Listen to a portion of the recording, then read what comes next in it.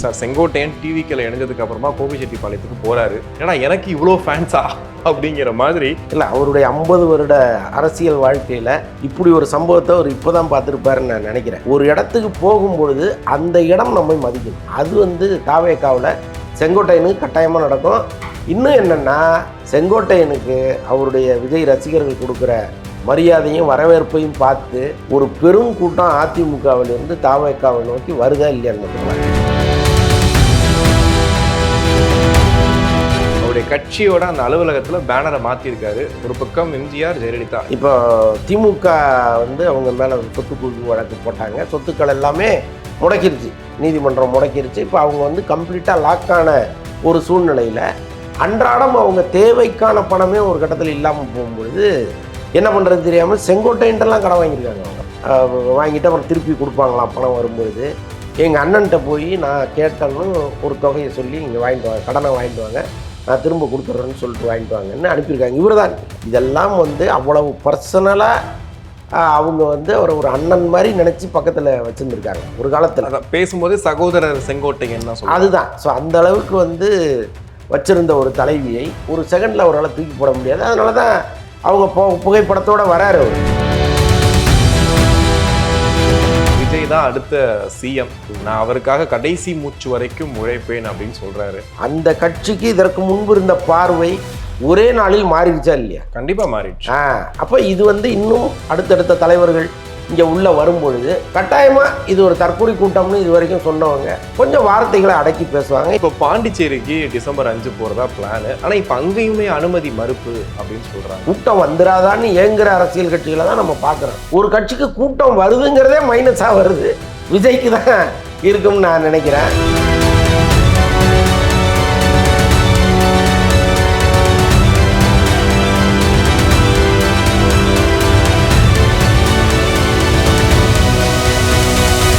உலகெங்கும் வாழும் தமிழ் நெஞ்சங்களுக்கு கிறிஸ்டியின் அன்பு வணக்கம். நம்மோடு சினிமா விமர்சகர் வலைப்பேச்சு அந்தரன் நினைஞ்சிருக்காரு. வணக்கம் சார். வணக்கம் கிறிஸ்டி. சார், செங்கோட்டையன் டிவிக்கில் இணைஞ்சதுக்கு அப்புறமா கோபிச்செட்டிப்பாளையத்துக்கு போறாரு.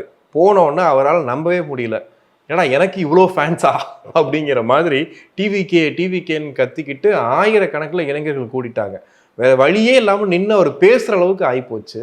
அவர் நினச்சிருப்பாரா சார் செங்கோட்டையன் அவர்கள் இவ்வளோ திடீர்னு கோயம்புத்தூரில் இத்தனை பேர் கூட்டம் அப்படிங்கிற விஷயம்லாம்? இல்லை, அவருடைய 50 வருட அரசியல் வாழ்க்கையில் இப்படி ஒரு சம்பவத்தை அவர் இப்போ தான் பார்த்துருப்பாருன்னு நான் நினைக்கிறேன். ஏன்னா இப்போ இந்த மாதிரி கூட்டம் வந்தாலே பயப்படுகிற அளவுக்கு தான் அவர் இருந்த கட்சி இருந்துச்சு. இப்போது ஜெயலலிதா அம்மா இருந்த காலத்தில் இப்படி ஒரு க்ரௌடு செங்கோட்டையனுக்கு வந்திருந்தா அந்த காரை விட்டு கீழே இறங்கும்போது அவருடைய கட்சி பதவியோ கட்சி உறுப்பினர் போஸ்டிங்கோ பிடுங்கப்பட்டிருக்கும். ஸோ அவங்க அதில் ரொம்ப கவனமாக இருப்பாங்க. பட் இதில் விஜயை பொறுத்தளவுக்கு ரொம்ப பெருந்தன்மையானவர். ஏன்னா இப்போ இந்த மாதிரி ஒரு க்ரௌடு என்னை விட இன்னொருத்தர் கிடைக்குது அப்படின்னா அதை யாருமே பொறுத்துக்க மாட்டாங்க. விஜய் பொறுத்துக்கிறார். இது செங்கோட்டையன் விஷயத்தில் நான் சொல்லலை. இதுக்கு முன்னாடி புஷி ஆனந்த் போகிற இடத்துலலாம் இப்படி தான் கூட்டம் கூடும். புஷி ஆனந்துக்கு அப்படி ஒரு கட் அவுட் வைப்பாங்க. விஜயையும் புஷி ஆனந்தையும் போட்டு அதுக்கு இணையாக 2 படங்களையுமே வச்சுருப்பாங்க. அதுக்கெல்லாம் எந்த காலத்துலேயும் ஒரு தடை சொன்னவரே கிடையாது. ஸோ அப்படி ஒரு பெருந்தன்மையான தலைவர் இப்போ செங்கோட்டையனுக்கு கிடச்சிருக்கிறாரு. இதை செங்கோட்டையன் ஆதரவாளர்கள் கேட்கும்பொழுது அவர் எம்ஜிஆர்லாம் பார்த்துட்டு வந்தவர், ஜெயலலிதா அம்மா கூட இருந்தவர், ஏதோ விஜய் பெரிய தலைவர் மாதிரி சொல்கிறீங்களே அப்படின்லாம் கேட்கக்கூடும். ஆனால் ஒரு இடத்துக்கு போகும்பொழுது அந்த இடம் நம்மை மதிக்கணும். அது தாவேக்காவில் செங்கோட்டையனுக்கு கட்டாயமாக நடக்கும். இன்னும் என்னென்னா, அந்த சுதந்திரம் செங்கோட்டையனுக்கு கட்டாயமாக கிடைக்கும். ஏன்னா செங்கோட்டையன் இந்த கட்சிக்குள்ளே வரணும்னு விரும்பி தான் கூப்பிட்ருக்காங்க. ஆக்சுவலாக அவருக்கு ஒரு இந்த விஜயின் தலைமையை ஏற்றுக்கொண்டு போகும்பொழுது நமக்கு அங்கே உரிய மரியாதை இருக்குமான்லாம் அவர் யோசிச்சிருக்கிறார். விஜயே ஃபோன் பண்ணி அவர்கிட்ட பேசினதெல்லாம் தகவல்கள் இருக்குது. ஸோ அதற்கப்புறம் தான் அவர் போயிருக்கிறாரு. அங்கே அவருக்கு உரிய மரியாதையை இப்போ கொடுத்துட்டு இருக்காங்க. இதெல்லாம் ஒன்றுமே இல்லை. போக போக நீங்கள் பாருங்கள், செங்கோட்டையனுக்கு அவருடைய விஜய் ரசிகர்கள் கொடுக்குற மரியாதையும் வரவேற்பையும் பார்த்து ஒரு பெரும் கூட்டம் அதிமுகவிலிருந்து தாவேக்காவை நோக்கி வருதா இல்லையான்னு மட்டும் பாருங்க. ஆனால் செங்கோட்டையன் ரொம்ப கம்ஃபர்டபுளாக இருக்க மாதிரி சட்டப்பையில் ஜெயலலிதாவோட புகைப்படம் அப்படியே இருக்குது. அவருடைய கட்சியோட அந்த அலுவலகத்தில் பேனரை மாற்றிருக்காரு. ஒரு பக்கம் எம்ஜிஆர், ஜெயலலிதா. எந்த கட்சியில் ஒத்துப்பாங்களா சார் இந்த மாதிரி இன்னொரு கட்சியிலேருந்து வந்ததுக்கு அப்புறமா அவங்க கட்சி தலைவர்களை கொண்டு வர்றதுக்கு? விஜய்னால அது ஓகே ஆச்சு, இல்லை விஜய் தொடர்ந்து எம்ஜிஆரை பற்றியும் அண்ணாவை பற்றியும் பேசுறதுனால ரொம்ப இயல்பாக மாறி இருக்கா? ஆமாம். இப்போ இன்னொன்று இப்போ இது சட்டை கிடையாது, அப்படி டக்குன்னு அவுத்து போட்டுட்டு வேற ஒரு சட்டையை மாட்டிட்டு போகிறதுக்கு. இது வந்து உணர்வு. இப்போது 50 ஆண்டு காலமாக ஒரு தலைவரை ஏற்று அரசியல் நடத்துகிற செங்கோட்டையனுக்கு ஒரே நாளில் நீங்கள் வந்து சட்டப்பையில் விஜய் படத்தை வச்சுக்கிங்க அப்படின்னா எப்படி அந்த மனசு ஏற்றுக்கும்? இன்னொன்று வந்து அவர் ஜெயலலிதா அம்மா கூட இருந்த காலங்கள் எல்லாமே வந்து நானே கேட்டிருக்கேன் அவர் சொல்ல பல விஷயங்களை வந்து அவர் சொல்லியிருக்கிறாரு. அது ரொம்ப ஆச்சரியமாக ஒரு விஷயத்தை வேணால் நம்ம சொல்லலாம். ஒரு முறை வந்து என்ன பண்ணியிருக்காங்க, ஏதோ ஒரு கோபம் அவர் மேலே பயங்கரமாக திட்டுறாங்களாம், இங்கிலீஷில் தாட்டு புட்டுன்னு திட்டுறாங்களாம். திட்டிட்டு பட்டாருன்னு கதவை சாத்திட்டு உள்ளே போயிட்டாங்களாம். இவருக்கு என்ன பயம்னா அதே கோபத்தோட ஒரு 2 நிமிஷத்துக்கு மறுபடியும் கதவை திறந்து திட்டத்துக்கு தேடும்போது நம்ம இல்லாமல் போயிட்டோம்னா என்ன பண்ணுறது அப்படின்னு நின்றுக்கிட்டே இருக்காரான். கதவை சாத்திட்டு போயிட்டாங்கன்னு நின்றுக்கிட்டே இருக்காரான்.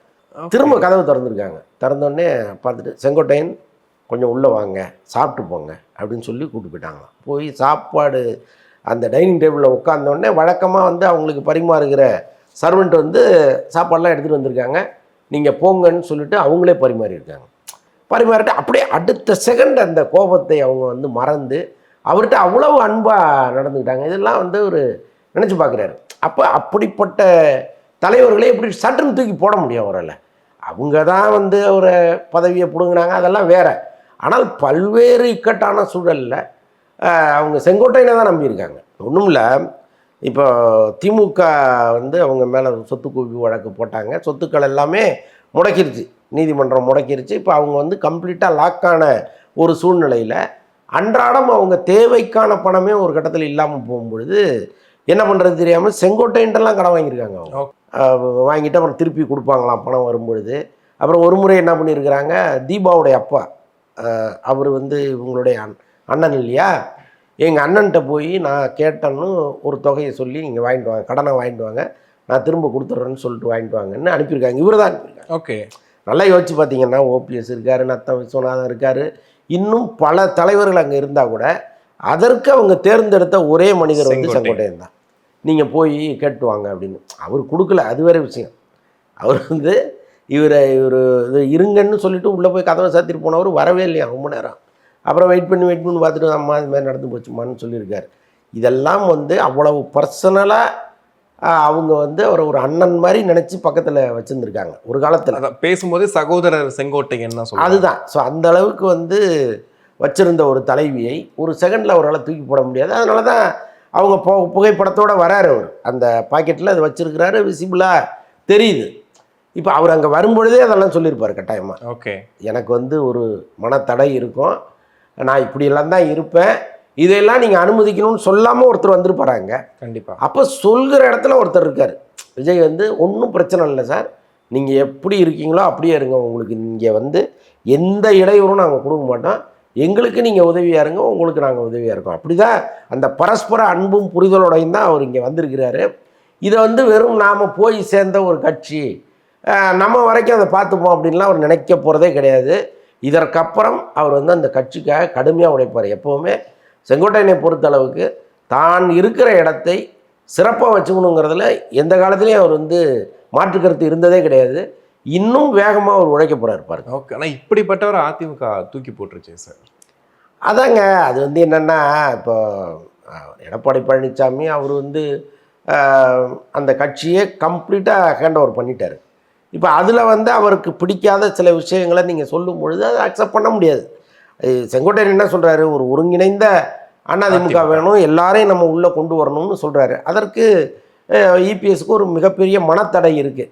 ஏன்னா அவமானப்பட்டவருக்கு தானே அந்த வழி தெரியும். நம்ம அதையும் வந்து ரொம்ப ஈஸியாக சொல்ல முடியாது. ஏன்னா தினகரன்ட்ட அவர் அவமானப்பட்டிருப்பார், சசிகலாட்ட அவமானப்பட்டிருப்பார். இப்போ அவங்க எல்லாருமே உள்ளே வரணும் அப்படின்னா அவர் கட்டாயமாக அதை வந்து விரும்ப மாட்டார். ஸோ அப்போ அதை செங்கோட்டையன் முயற்சி எடுக்கும் பொழுது என்ன தான் செங்கோட்டையன் மதிக்கக்கூடிய இடத்துல இருந்தால் கூட நீங்களே எனக்கு வேணாம் சார் அப்படி ஒரு கருத்தோடு நீங்கள் வரீங்கன்னா நீங்களே எனக்கு வேணான்னு தூக்கி போடுறது தான் அது. ஸோ இடையில வந்து பிஜேபி ஒரு கேம் ஆடினாங்க, செங்கோட்டையனை வச்சு இதை நடத்திடலான்னு அவங்க நினச்சாங்க.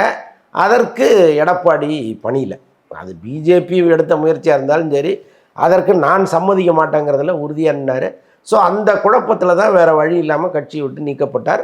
அன்னைக்கு இரவு நான் தூங்கவே இல்லைங்கிறார் அவர். ஆமாம், நீங்கள் நல்லா யோசிச்சு பார்த்தா தெரியும். ஒரு ஆஃபீஸில் நம்ம வேலை பார்க்குறோம், அதிகபட்சம் ஒரு 6 மாதம் வேலை பார்த்துருப்போம், நீங்கள் போங்கன்னாலே நம்ம மனசு தாங்காது.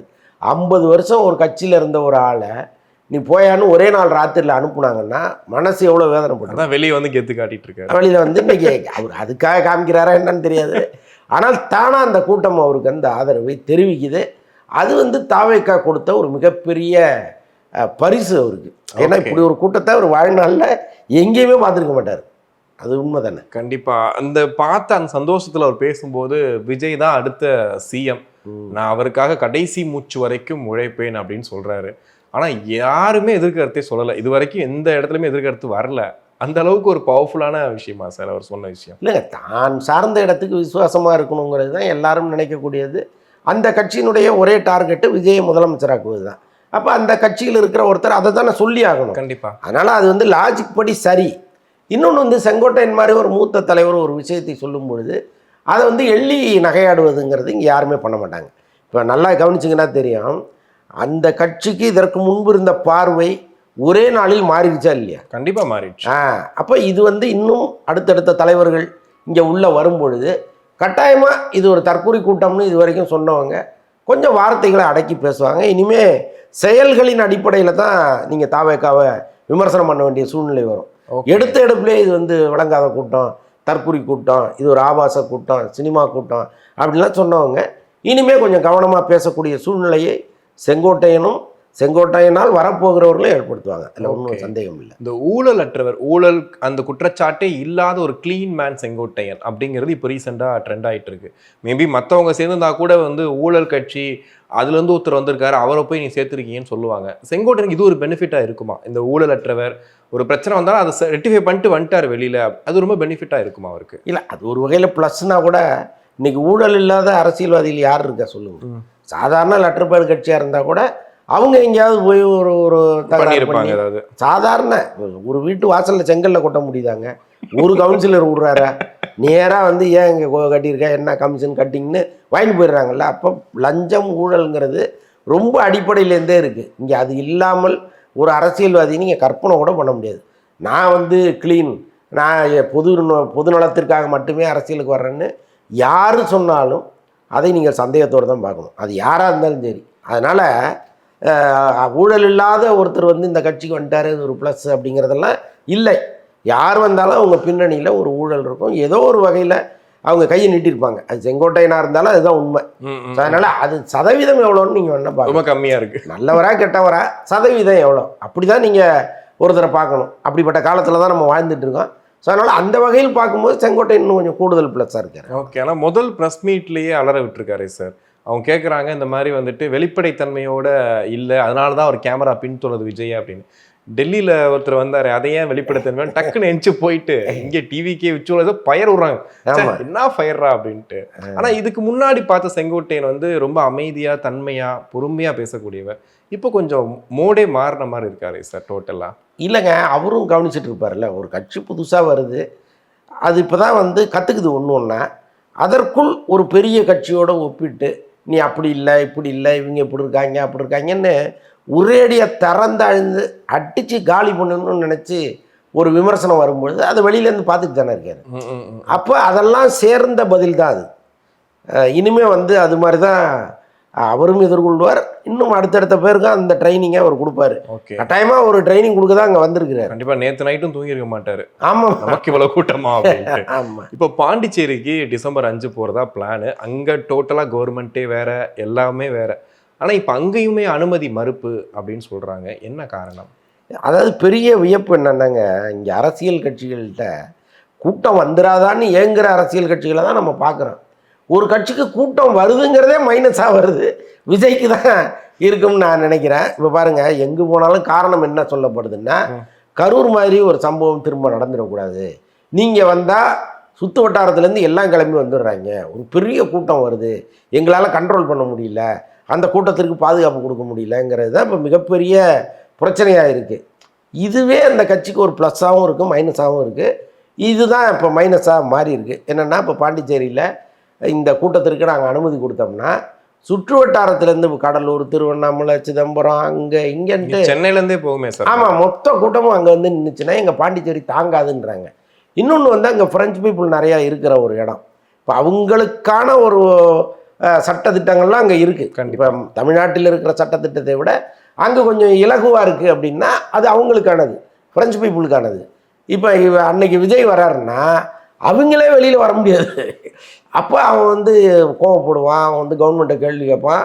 இவ்வளோ பிரச்சனைகள் இருக்குது. ஸோ இது எல்லாமா சேர்ந்து தான் இந்த பிரச்சாரம் இங்கே நடக்கணுமா அப்படின்னு அவங்க யோசிக்கிறாங்க. காவல்துறை இது வரைக்கும் அனுமதி கொடுக்கல, அனுமதி இல்லைன்னே சொல்லிட்டாங்க. இதற்கப்புறம் தாவேக்காவனுடைய முயற்சி என்னவா இருக்குது, அவங்க ஏதாவது பேசி இதை வந்து சரி பண்ண பார்ப்பாங்களா அப்படிங்கிறது தெரியல. பட் முயற்சி கட்டாயமாக எடுப்பாங்க. ஓகே, புஷி ஆனந்த் விட்டுருவாரா சார்? அவர் ஏரியாவில் சார் அது என்ன இருந்தாலும் ரங்கசாமி வந்து விஜய்க்கும் நெருக்கமானவர் தான், புஷி ஆனந்துக்கும் நெருக்கமானவர் தான். அவர் தான் இங்கே வந்து முதலமைச்சராக இருக்கார். அவர் நினச்சா அதை பண்ணிடலாம். பட் என்னென்னா இதில் ஒரு அரசியல் இருக்குது.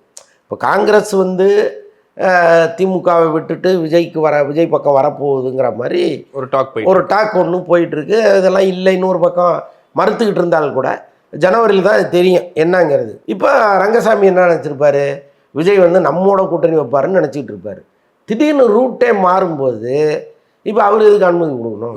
எல்லாமே அரசியல் தானே. கண்டிப்பாக அங்கே என்ன காங்கிரஸ் பிஜேபி உள்ள அதனால் கொஞ்சம் இந்த தடை வந்திருக்கோன்னு நான் நினைக்கிறேன். பட் பார்க்கலாம் என்ன நடக்குது. ஓகே, ஆனால் பாண்டிச்சேரி அப்படிங்கிறது விஜய் போயிட்டாருன்னா எப்படி இருக்கும்னு நினைக்கிறீங்க? ஏன்னா இது வரைக்கும் பாண்டிச்சேரியில் தலைவர்கள் போகும்போதெல்லாம் பெரிய வரவேற்பு, அதை தாண்டி விஜய்னும் போது சினிமா நடிகர்களுக்கு ரொம்ப வரவேற்பு பாண்டிச்சேரியில் எப்பவுமே கொடுப்பாங்க. இவர் போனால் அது என்ன மாதிரி இருக்கும்? விஜய் சேதுபதி போகும்போதே பெரிய தடியடி நடந்திருக்கு. அவர் ஹோட்டலை விட்டு வெளியிலே வர முடியல, மொத்த கும்பலும் வந்து கூடிடுச்சு. அதுக்கப்புறம் அவர் கண்ணெதிர ரசிகர்களை அடித்து தள்ளிட்டு தான் அவர் ஷூட்டிங்கே போனார். ஸோ அப்படி இருக்குது விஜய் சேதுபதிக்கு. அப்போ விஜய் எல்லாம் போனால் என்ன ஆகும்? பாண்டிச்சேரி தாங்காது. ஸோ இதுதான் உண்மை. என்ன இருந்தாலும் காவல்துறை வந்து ஒருவேளை ரைட்டு ஓகே பார்க்கலாம், ட்ரை பண்ணுவோம் அப்படின்னு நினச்சாங்கன்னு வைங்களேன், அதற்கும் வாய்ப்பு இருக்குது. இவங்க கொடுக்குற ப்ரெஷர் தான். ஓகே, அது என்ன நடக்கும்? ஆனால் கண்டிப்பாக போவாங்களா சார்? ஏன்னா இப்போ தொடர்ந்து முயற்சி பண்ணிகிட்டே இருக்காங்க. தமிழ்நாட்டில் அனுமதினும் போது சில ப்ரொசீஜர் சொல்கிறாங்க, அங்கே கிடைக்கும்னு நம்பலாமா? ஆக்சுவலி கிடைக்கும்னு இல்லை, அதுக்கான முயற்சி எடுப்பாங்க. இப்போ இல்லைன்னு சொல்லிட்டாங்க, அதோட விட்டுற முடியாது. இல்லைங்க நீங்கள் என்னென்ன கட்டுப்பாடுகள் விதிக்கிறீங்களோ அதுக்கெல்லாம் நாங்கள் வந்து தயாராக இருக்கோம், நாங்கள் இதெல்லாம் முன்னேற்பாடுகள் பண்ணியிருக்கோம், நீங்கள் எங்களுக்கு அனுமதி கொடுங்க அப்படின்னு கேட்பாங்கல்ல. ஸோ அப்போ ஒருவேளை நீதிமன்றத்தை நாடலாம், ஏதோ ஒரு வகையில் அவங்க அதை நடத்த தான் நினைப்பாங்க. பட் பார்க்கலாம், வெயிட். ஓகே, ஒரு மீம் ஒன்று பார்த்துருப்பீங்க, விஜயும் புஷி ஆனந்தும் உட்காந்து பேசிகிட்டு இருக்க மாதிரி. அப்போ விஜய் கிட்ட புஷி ஆனந்த் சொல்கிறாரு, ஓபிஎஸ் கால் பண்ணிட்டே இருக்காப்புல, என்ன பண்ணிட்டோம் அப்படின்னும் போது இட்னு வர சொல்லு அப்படின்னு விஜய் சொல்கிற மாதிரி. இப்போ அடுத்து ஓபிஎஸ் 15ஆம் தேதி வந்து சேர போகிறாரு. டிடிவி ஆல்ரெடி ஒரு கூட்டணிக்கு ரெடி ஆகிட்டு இருக்காருன்னு சொல்கிறாங்க. அதனால் நடக்குமா சார்? வாய்ப்பு இருக்கா? கட்டாயமாக நடக்குது. நீங்கள் அண்மை காலமாக பார்த்தீங்கன்னா டிடிவி தினகரன் பேசுவது எல்லாமே விஜய்க்கு சாதகமாக பேசிகிட்டு இருக்காரு, விஜய்க்கு ஆதரவாக தான் அவர் பேசிகிட்டு இருக்காரு.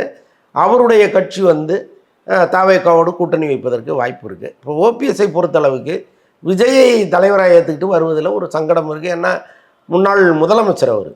ஸோ இந்த சூழ்நிலையில் அவர் வந்து ஒரு தனி கட்சி ஆரம்பித்து அந்த கட்சியை கொண்டு வந்து விஜய் கட்சியோடு கூட்டணி அமைப்பதுங்கிற மாதிரி ஒரு பேச்சுவார்த்தையும் ஒன்று போயிட்டு இருக்கிறதா சொல்கிறாங்க.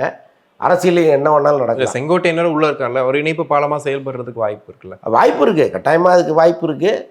ஓபிஎஸ் வருவதும் சாத்தியம்தான். பட் இருந்தாலும் டெல்லி என்ன பண்ண போகுதுன்னு தெரியல. இப்போ அவங்களுக்கு வந்து இபிஎஸோட கூட்டணி வச்சுட்டாங்க, இங்கே பலம் குறைஞ்சிக்கிட்டே இருந்ததுன்னா இப்போ அவங்களுக்கு தான் அது ஆபத்து. அப்போ அவங்க அதை அனுமதிப்பாங்களா, அங்கே வேறு ஏதாவது ஒரு சுருக்கு கயிறை போட்டு இழுப்பாங்களா அப்படிங்கிறதெல்லாம் இனிமேல் தான் தெரியும். ஏன்னா இந்த ஒரு 2-3 மாதம் இருக்குல்ல, இது ரொம்ப ஒரு குறுகலான மந்தாக இருக்கும். எல்லா கட்சிகளுக்குமே ஒரு நெருக்கடி ஒன்று கொடுத்துட்டே இருப்பாங்க. யார் எங்கே போகிறாங்கன்னு பெரிய புதிராக இருக்க போகுது. பட் பார்ப்போம், அது நம்ம வெயிட் பண்ணி தான் பார்க்கணும். அது இப்போ அடுத்து மக்கள் சந்திப்பு வந்து விஜய் அவர்கள் வேல்ஸ் யூனிவர்சிட்டியில் வச்சுருக்கதா சொல்கிறாரு. தொடர்ந்து கல்லூரியில் சூஸ் பண்ணியே போகிறதுக்கு என்ன ரீசன் சார்? இல்லைங்க, கல்லூரியில் போய் அவர் கல்லூரி மாணவர்களை பார்க்கலல்ல, பொதுமக்களை தானே பார்க்குறாரு, முக்கியமாக பெண்களை பார்க்குறாரு. இன்னொன்று கல்லூரி வளாகங்கள் வந்து அவங்களுக்கு தேவைப்படுகிற அளவுக்கு ஒரு ஸ்பேஸோடு இருக்குது. ஸோ அதனால் அவர் தொடர்ந்து போகிறாரு. இன்னொன்று வந்து இப்போ ஐசரி கணேஷ் மாதிரியோ அல்லது வந்து வேல்ஸ் மாதிரியோ, வேல்ஸ் தானே ஐசரி கணேஷ், இப்போ ரீசெண்டாக ஏசி சண்முக காலேஜ் நினைக்கிறேன். ஸோ இவங்க எல்லாமே வந்து விஜய்க்கு ஒரு பெரிய அளவுக்கு ஆதரவு கொடுக்குறாங்க. இது இப்போ ஜேபிஆர் காலேஜ். ஸோ இப்போ அவங்க எல்லாமே சேர்ந்து ஒரு பெரிய அளவுக்கு ஆதரவு கொடுக்குறாங்க. ஸோ அதன் காரணமாக போகிறாரு. இன்னொன்று இன்றைக்கி அரசியல் வந்து எந்த அளவுக்கு மோசமாக போயிருக்குன்னா, கல்லூரி வளாகங்கள் கூட கொடுக்காதீங்கன்னு ஒரு அழுத்தம் கொடுக்குற அளவுக்கு இருக்குது. இப்போ அதை மீறி அவங்க கொடுக்குறாங்க. அப்படிங்கும் பொழுது அவருக்கு அது ப்ளஸ்ஸாக இருக்குது. இன்னொன்று தேர்தல் நெருங்கி வந்துகிட்டு இருக்கு. இந்த நேரத்தில் இவர் வெளியில் வர்றதுக்கே ஒரு பெரிய பிரச்சனையாக இருக்குது. பல இடங்களில் பர்மிஷன் கிடைக்க மாட்டேங்குது, பொதுமக்களை சந்திக்க முடிய மாட்டேங்குது. அப்போ அது வரைக்கும் ஒரு இன்டோர் மீட்டிங் அப்படிங்கிறது அவருக்கும் வசதியாக இருக்குது. ஸோ அதனால் தொடர்ந்து பண்ணிகிட்டு இருக்காரு. அது ஒரு பலனை கொடுக்குது அவருக்கு. அதுக்கப்புறம் அந்த வாரம் முழுக்க விஜய் தொடர்பான பேச்சாக தான் இருக்குது சோசியல் மீடியாவில். அது பெரிய அளவுக்கு அவர் கட்சியை கொண்டு போய் சேர்க்குது. ஸோ எல்லாமா இருக்கிறதுனால அவர் தொடர்ந்து இந்த இன்டோர் மீட்டிங்கை ஏற்பாடு பண்ணும். ஓகே, இப்போ ஜேபிஆர் காலேஜ் ஓகே, அவர் விஜய்க்கு சப்போர்ட் பண்ணுறாருன்னு, வேல்ஸும் அப்போ சப்போர்ட் பண்ணுறாருன்ற மாதிரி எடுத்துக்கலாமா? இல்லைங்க, இப்போ இதே நாளைக்கு திமுக உதயநிதி அங்கே ஒரு மீட்டிங் போடணும்னா முடியாதுன்னு அவங்க சொல்ல போகிறாங்க. அப்போ அவங்க பொதுவானதாக தான் வச்சுருக்காங்க. நான் விஜய்க்கு மட்டுமா கொடுக்குறேன், நாளைக்கு யார் வேணாலும் கேளுங்க, நான் தர்றேன்னு தானே அவங்க சொல்கிறாங்க. கண்டிப்பாக. அப்படி இருக்கும்பொழுது அதை எப்படி ஒரு சார்பாக பார்க்க முடியும்? ஓகே, நிறைவாக முக்கிய புள்ளிகள் தாவேக்கால இணைய போகிறாங்கன்னு சொல்கிறாங்க. நிறைய தொழிலதிபர்கள் பேர்லாம் அடிப்படுது. இவங்கெல்லாம் அங்கங்கே அவங்க அப்படியே ரெடி ஆகிட்டு இருக்காங்கன்னு சொல்லிட்டு, யார் அந்த முக்கிய புள்ளிகள் சார்? இல்லை, யாருங்கிறத அவங்க தான் சொல்லணும். ஆனால் இந்த முயற்சி நீண்ட காலமாக இங்கே நடக்குது. விஜயை நேராக சந்திச்சிட்டோம்னா நாம் உள்ளே போயிடலான்னு பல பேர் இங்கே காத்திருக்காங்க. அந்த சந்திப்பு நடக்காமல் இவ்வளோ நாள் இருந்துச்சு.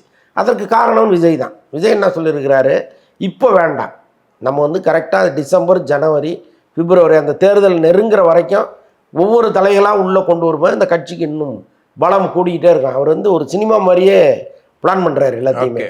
இப்போ கிளைமாக்ஸில் போடுற ஃபைட்டை எடுத்தோடனே போட மாட்டாங்க, அப்படியே சூட ஏற்றியே போயிட்டு கொண்டு கடைசி அந்த மாதிரி தான் ஒரு அரசியலையும் பிளான் பண்ணுறாரு.